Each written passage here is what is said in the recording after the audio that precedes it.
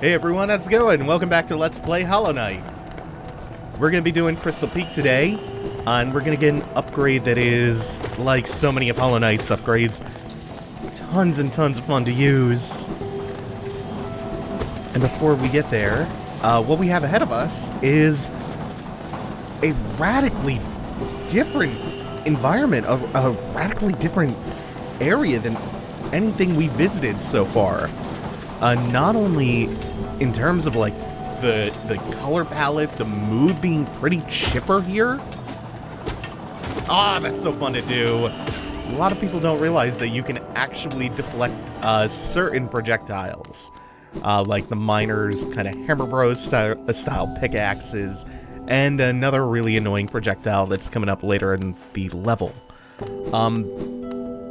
But yeah, this is such a radically different level. And it's not just because of these really bright pinks and the blues. It's not just because the mood is so much lighter than several of the areas that we've been to lately. You know, the only other level that we visited so far with a mood this kind of bright and hopeful almost was Green Path. But it's not just that, it's what we're actually seeing here. We're seeing miners populate this place, we're seeing conveyor belts, we're seeing industry. Oh, and that's what these flies do. They shoot crystalline projectiles that, once they reach the floor, will sprout into larger crystal bushes, almost. Which you can destroy. They will hurt you if you run into them. But you can also just deflect their projectiles back at them. Over here on the right is an area that we can't really do much with yet. We can go a little bit more towards the right, but eventually we're going to hit what is essentially a dead end if we do not have the upgrade from this level. We have a little Caterpillar buddy up there. We'll be getting around to him shortly. And oh my god! They have the most accurate throw arcs on the pickaxes anywhere in the room. Jesus Christ. Actually, it's not even the Hammer Brothers they remind me of. It's the miners from Mega Man X. And as far as I remember, now that I'm thinking about it, Team Cherry actually modeled a lot of the movement in Hollow Knight and their 2 Game Jam prototype. God damn! I dashed back into it!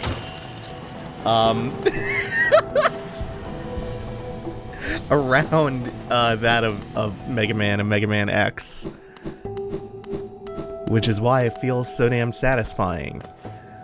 So we've now done a loop. We've connected part of the map, which is pretty important because there are a lot of little nooks and crannies in Crystal Peak, which can make it a little bit easy to get lost. So it's worth just making sure that you have your mental map fully formed.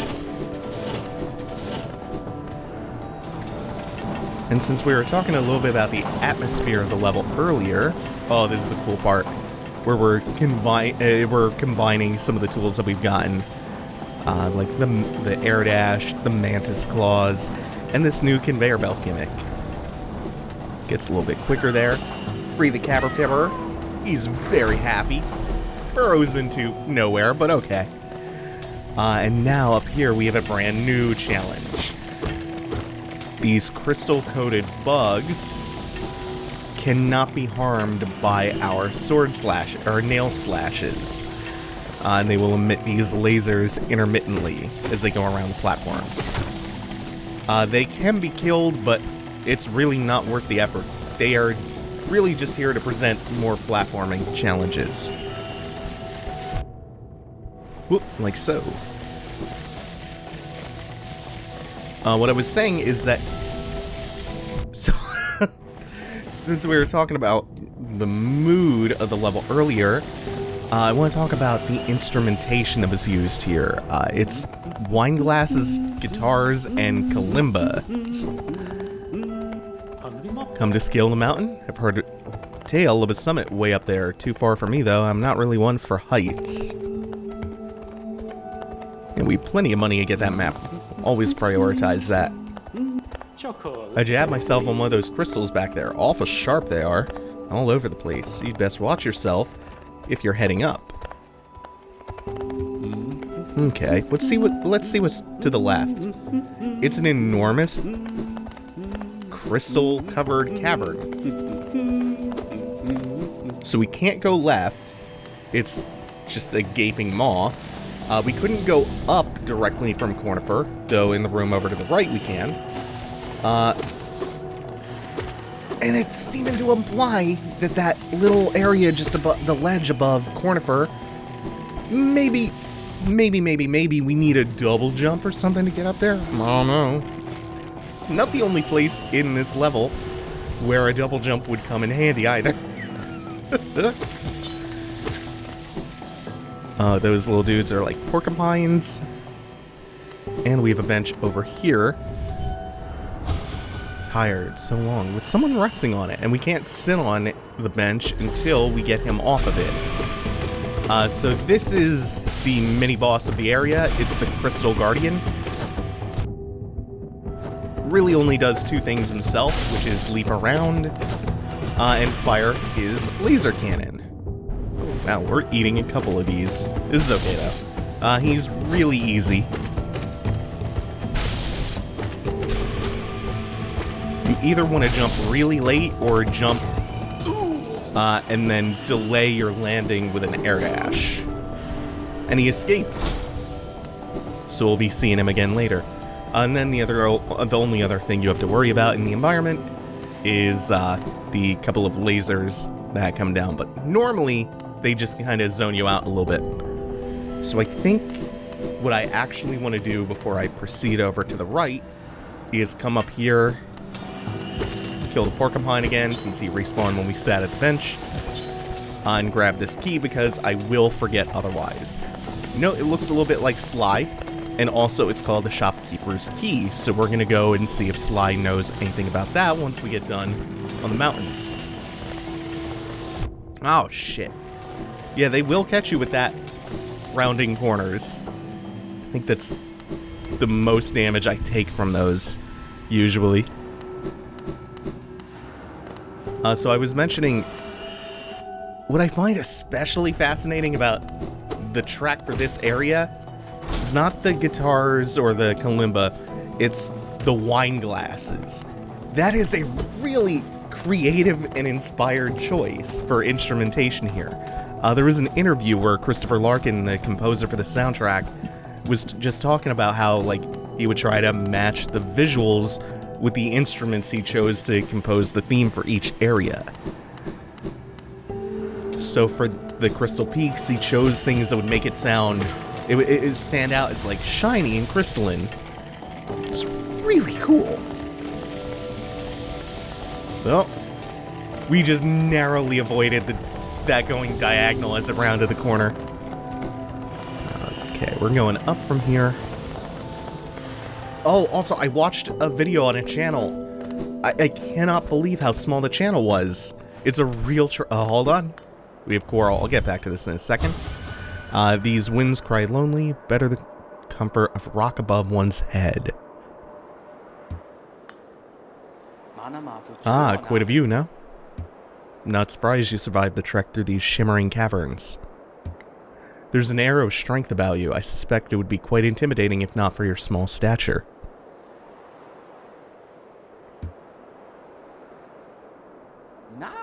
Did it sadden you to see those miners below, still laboring at their endless task? Even overcome, strong purpose has been imprinted upon their husks.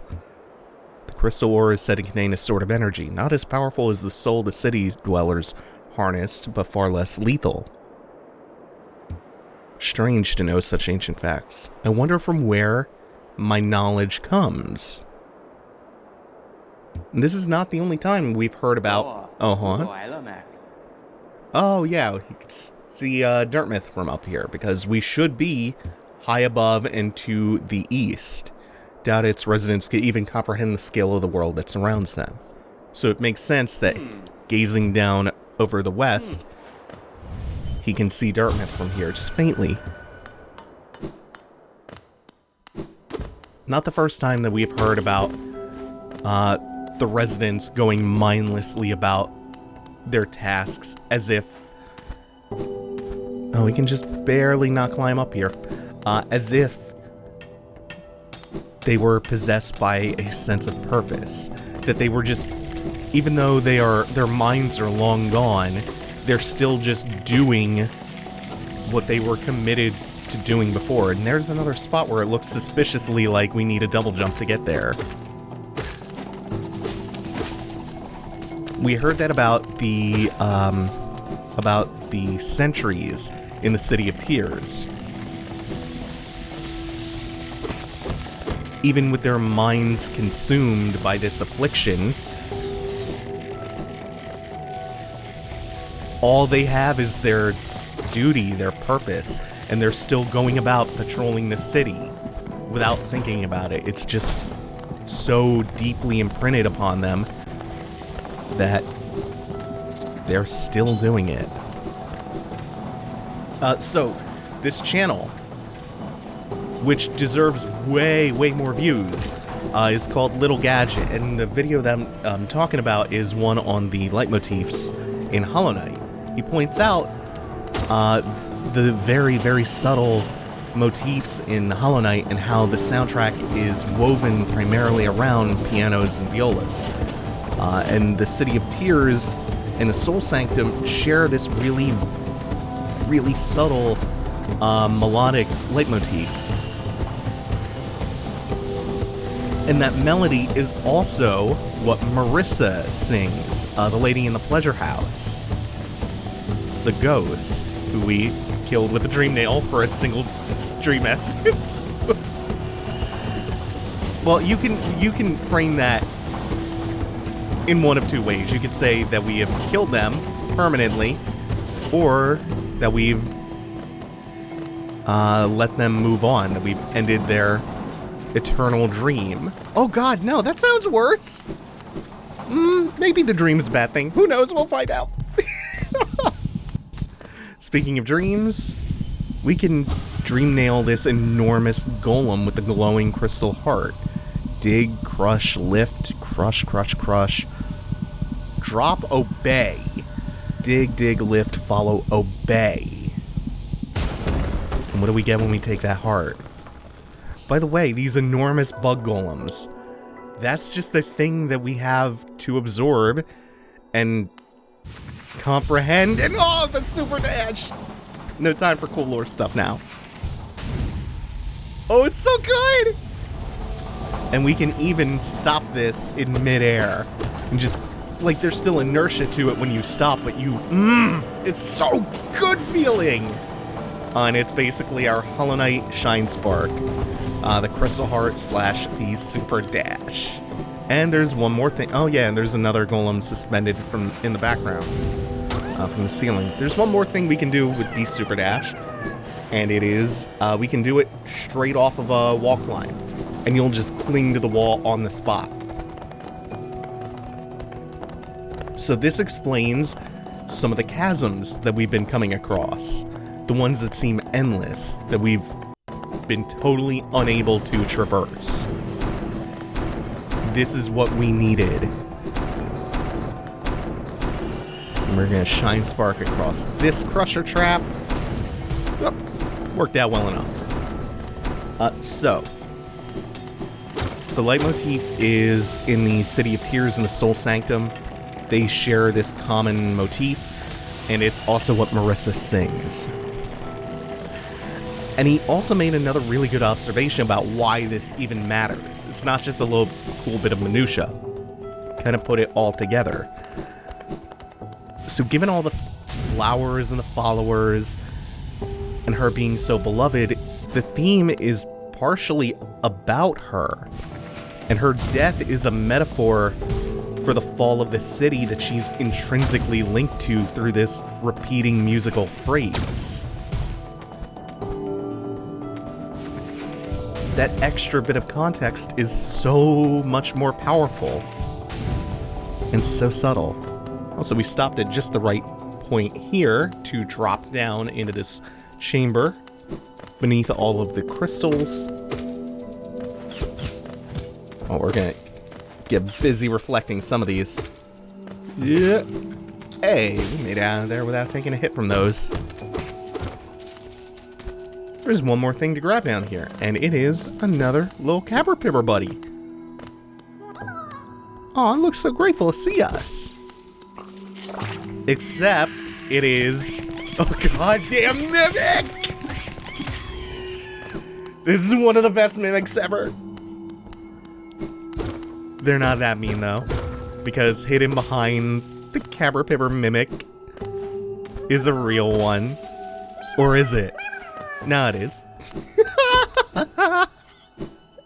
I lost my mind the first time I came across one of those in my first playthrough. Oh, it's so good!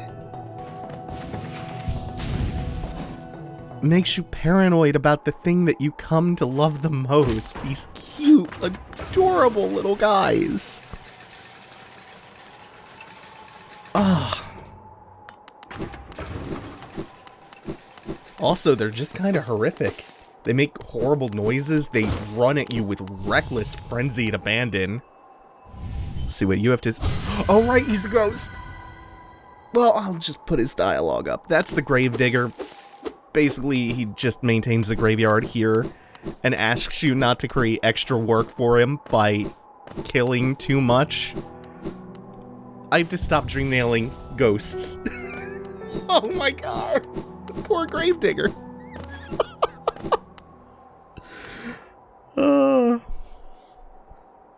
It's a force of habit because I dream nail everything else, alive or dead. So you can see that now that we've connected the Crystal Peak and Dirtmouth, this is the first time we've really gotten this overview. We've connected so much of the world and explored so much, and there is still so much left. The world of Hollow Knight is enormous. Cannot say enough about how big and full and alive this world is. Okay, we have no extra rewards aside from a lot of money, which is appreciated from Caterpillar Daddy.